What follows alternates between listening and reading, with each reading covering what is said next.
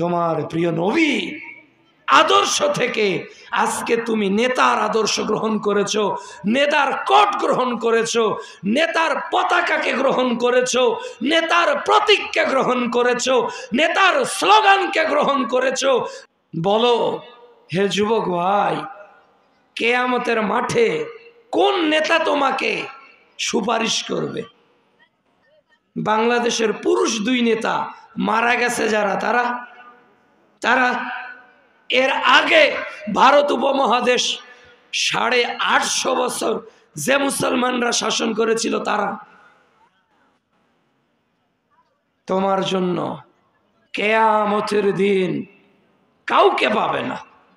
তোমার যৌবন যাদের পিছনে ব্যয় করছো, কিয়ামতের দিন তাদের কাউকে পাবে না।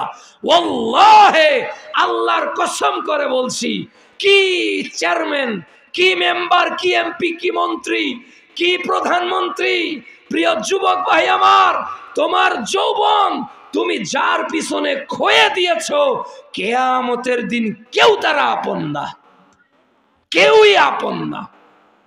আপন যিনি, তিনি হলেন প্রিয় রাসূল, যিনি 23 বছর তোমাকে দিন শিখিয়েছে, 23 বছর তোমাকে জান্নাতের কথা বলেছেন, 23 বছর ধরে তোমাকে জাহান্নাম থেকে ফেরানোর জন্য সতর্ক করেছেন, 23 বছর ধরে 3টা দিনও যিনি পেট ভরে খেতে পারেন নাই, 23 বছরের জীবনে টানা 3 দিন যার চুলাতে আগুন জ্বলে নাই, 23 বছর ধরে কোনোদিনও তিনি ভালোভাবে রাত জেগে ঘুমাতে পারে নাই।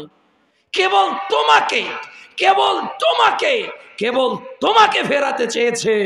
নবী বলছে, আমি আমার উম্মতের কোমর ধরে আছি, আমি আমার উম্মতের কোমর ধরে আছি, যতবার তাদের কোমর ধরে আছি তারা আমার হাতকে ছিটকে ফেলে দিয়ে তারা সামনে জাহান্নামের আগুনের দিকেই চলে যাচ্ছে।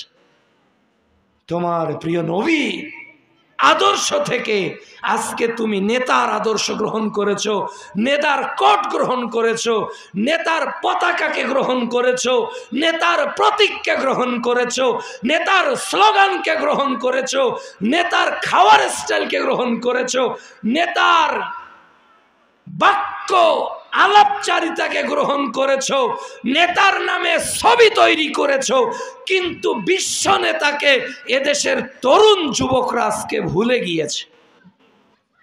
কিয়ামতের দিন নবী বলবে, সুহকান সুহকান লিমান গায়্যারা বাদি, দূর হয়ে যাও, দূর হয়ে যাও।